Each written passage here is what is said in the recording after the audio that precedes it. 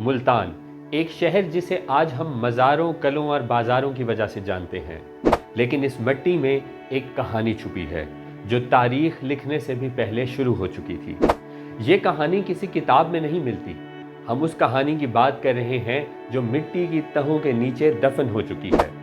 ہر تہذیب کے پاؤں سرزمین ملتان سے ہو کر گزرے، ہر دور نے یہاں اپنا نشان چھوڑا۔ مگر وہ کون لوگ تھے جو سب سے پہلے اس سرزمین میں آ کر آباد ہوئے جسے آج ہم ملتان کے نام سے جانتے ہیں؟ اس پہلے ایپیسوڈ میں ہم آپ کو لے چلیں گے ان رازوں کی طرف جہاں سے ملتان کی اصل کہانی شروع ہوتی ہے، جب زمین کے اندر ٹیکٹونک پلیٹس ٹکرا رہی تھیں، ایک نئے خطے کا جنم ہو رہا تھا اور انسان اپنی پہلی بستی بنا رہا تھا۔ یہ کہانی ہے جیولوجی سے لے کر میتھولوجی تک، پرلہاد کے مندر سے لے کر انڈس ویلی سویلائزیشن کے رہن سہن تک، اور ان لوگوں تک جو سورج کے لیے مندر بنایا کرتے تھے۔ ملتان کی تاریخ اس وقت سے شروع ہوتی ہے جب تقریباً 15 کروڑ سال پہلے گونڈوانا کا سپر کانٹیننٹ ٹوٹ رہا تھا۔ تب انڈین ٹیکٹونک پلیٹ نے شمالی سمت کا رخ کیا، جس کی وجہ سے اس کا یوریشیا کے بر اعظم سے ٹکراؤ ہوا۔ یہی ٹکراؤ ہمالیہ، کراکرم اور ہندو کش کی پیدائش کا سبب بنا۔ اسی ٹیکٹونک ٹکراؤ سے ایک گہرا اور وسیع ٹرف بنا جسے آج ہم انڈس بیسن کہتے ہیں۔ یہ بیسن کروڑوں سال تک مٹی، چٹانوں اور دریائی ریت سے بھرتا رہا۔ اس میں ٹرائیاسک دور کے کاربونیٹس، کریٹیشس زمانے کے شیلز اور سینڈ سٹونز شامل ہیں۔ آج کا انڈس بیسن 2 حصوں میں تقسیم ہے، اوپر کا حصہ جو برف پگھلنے والے دریائی پانی سے بھرتا ہے اور نیچے کا حصہ جو دریائی ریت اور فلڈ پلینز پر مبنی ہے۔ یہ نیچے والا علاقہ جسے لوئر انڈس بیسن کہتے ہیں، ملتان کو اپنے اندر شامل کرتا ہے۔ یہ وہ زمین ہے جو راوی، ستلج اور چناب کے درمیان میں واقع ہے، ایک زرخیز دوآب جسے ہم باری دوآب بھی کہتے ہیں۔ اور جب جہلم، چناب، راوی، بیاس اور ستلج مٹھن کوٹ کے قریب پنجند میں ملتے ہیں تو یہ ایک دریا کی شکل اختیار کر لیتے ہیں، جس کی وجہ سے پنجاب کی سرزمین اپنا نام پاتی ہے۔ ہر سال مونسون کے طوفان اور گلیشیئرز کا پگھلا ہوا پانی اس زمین کو نشو نما کرتا ہے۔ پانی کے ساتھ ساتھ پہاڑوں کی زرخیز مٹی بھی بہہ کر اس فلڈ پلین میں آ جاتی ہے جو قدرتی معدنیات سے مالا مال ہوتی ہے۔ یہ سلسلہ ہزاروں سالوں سے جاری ہے اور اسی کا نتیجہ ہے کہ ملتان کی مٹی زراعت کے لیے بہت فائدہ مند ہے۔ لیکن اس مٹی کے ساتھ ساتھ یہاں انسانی موجودگی کے ثبوت بھی ہمیں صاف نظر آتے ہیں۔ ڈلو روئے اور پرلہاد پوری کے آس پاس جو آرکیولوجیکل ماؤنڈز ہیں وہ اس بات کا ثبوت ہیں کہ ملتان کا علاقہ 3000 سال پہلے بھی آباد تھا۔ یہ ماؤنڈز پروٹو اربن اور ایگریرین کلچر کا حصہ ہیں جو جنوب کی جانب ہڑپا کی تہذیب کا ایک نمایاں نشان ہے۔ یہ لوگ کون تھے؟ ان کا شہر کیسا تھا؟ شاید ہم کبھی پوری طرح نہ جان سکیں، لیکن اتنا یقین ہے ملتان ان جگہوں میں شامل ہے جہاں سب سے پہلے انسانوں نے اپنا گھر بنایا، زمین پر کاشتکاری کی اور اپنے دیوتاؤں کے لیے مندر بنائے۔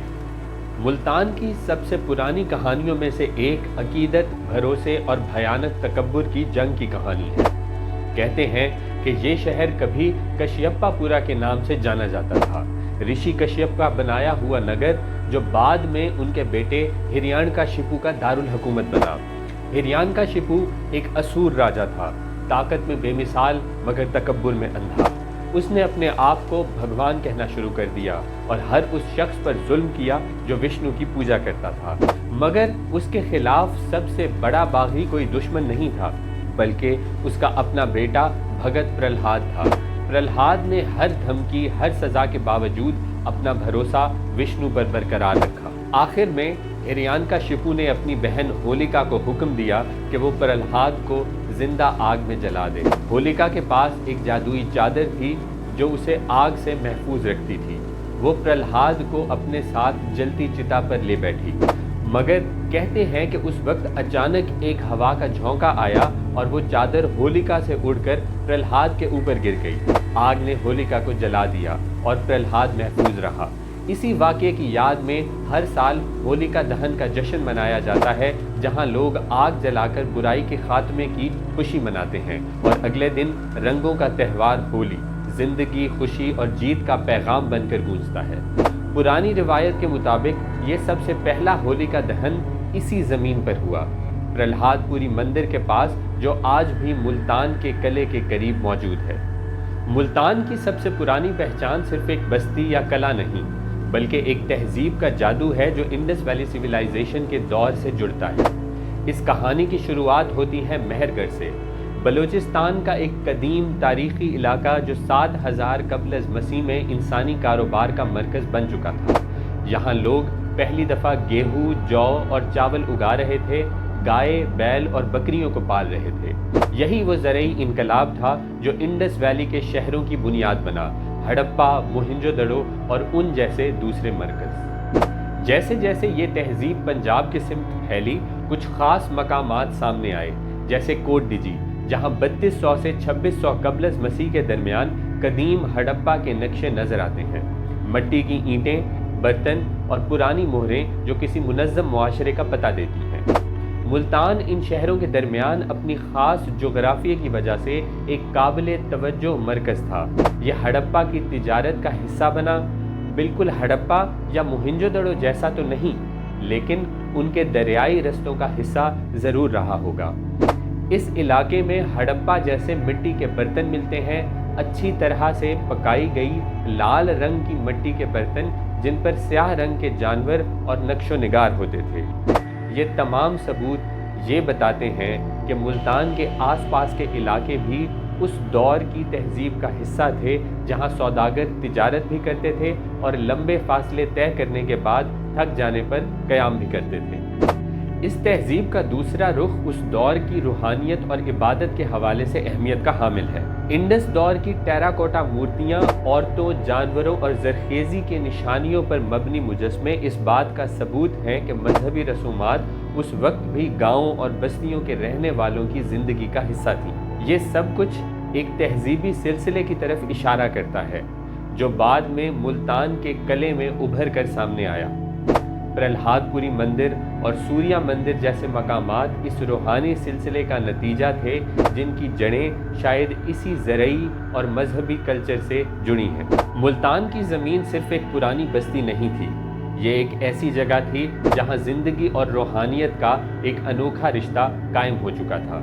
टेराकोटा मूर्तियाँ, जानवरों की शक्लें और जरखेज़ी की निशानियाँ, ये सब कुछ सिर्फ फनकारी नहीं बल्कि अकीदत का इजहार थे, और ये अकीदत वक्त के साथ एक रूहानी शनाख्त में तब्दील हुई, जिसने मुल्तान को सिर्फ एक शहर नहीं बल्कि एक पाक मकाम बना दिया। ये जगह उन लोगों की थी जो महज ज़िंदगी नहीं जीते थे, बल्कि कुछ और हासिल करने की कोशिश में थे, कुछ ऐसा जो इंसान से बढ़कर। अगले एपिसोड में हम आपको उसी रूहानी सिलसिले की तरफ लेकर चलेंगे जहां हम उसका पर्दा उठाएंगे, जब मुल्तान बना सूरज का शहर। अगर आपको ये वीडियो पसंद आई है तो इसे लाइक करें और हमारे चैनल को सब्सक्राइब करें और इस सफ़र का हिस्सा बन जाएं।